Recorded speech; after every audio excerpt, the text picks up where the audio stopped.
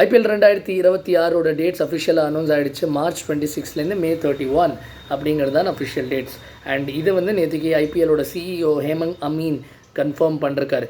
Traditionally பார்த்தீங்கன்னா உங்களுக்கு வந்து டிஃபெண்டிங் சாம்பியன்ஸ் தான் முதல் மேட்சை ஹோஸ்ட் பண்ணுவாங்க. ஆர்சிபி அண்ட் அங்கே நடந்த ஒரு சின்னசுவாமி ஸ்டேடியமில் நடந்த அந்த துயரமான சம்பவத்துக்கு அப்புறம் ஆர்சிபி ஹோஸ்ட் பண்ணுவாங்களா அவங்களோட கேம்ஸு சின்னசுவாமியில். கேஎஸ்சிஏ கிட்டேருந்து கோ ஹெட் கிடைக்குமா அப்படிங்கிற பலவிதமான ஒரு சர்ச்சைகள் கேள்விகள் இருந்தது. பட் கர்நாடகா ஸ்டேட் கவர்மெண்ட் ஒரு கோ ஹெட் கொடுத்தது போல் இப்போது காட்சி அளிக்கப்பட்டதுனால it looks like the games will go ahead. And அதை தான் வந்து பிசிசிஐ சேர்ந்த அஃபிஷியல்ஸும் சொல்கிறாங்க. ஸ்டேட்டோட டாப் மினிஸ்டர்ஸ் வந்து அஷ்யூர் பண்ணிருக்காங்க இந்த மாதிரி நடக்கும்னு.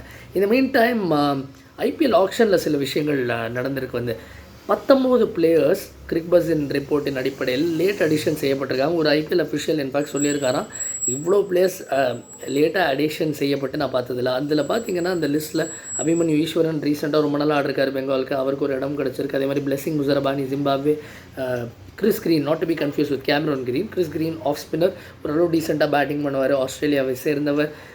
Ethan Bosch of South Africa, Tanmay Agarwal ஹைதராபாத்தை சேர்ந்த வீரர், Suraj Sangaraju from the Andhra cricket association, Swastik Chikara Chennai Super Kings காட்டினவர், அவரையும் திரும்ப ஆக்ஷனில் ஆட் பண்ண சொல்லி டீம் சொல்லியிருக்காங்க. ஸோ ஓவரால் பார்த்தீங்கன்னா இன்றைக்கி மேக்ஸிமம் எல்லா டீம்ஸுமே அவங்களோட 25 ஸ்லாட் கோட்டாவை பூர்த்தி பண்ணாலுமே 77 தாண்டாது. பட் அப்படியும் இந்த வால்யூம் ஆஃப் பிளேயர்ஸ் பார்த்திங்கன்னா 360க்கு மேலே இருக்குது.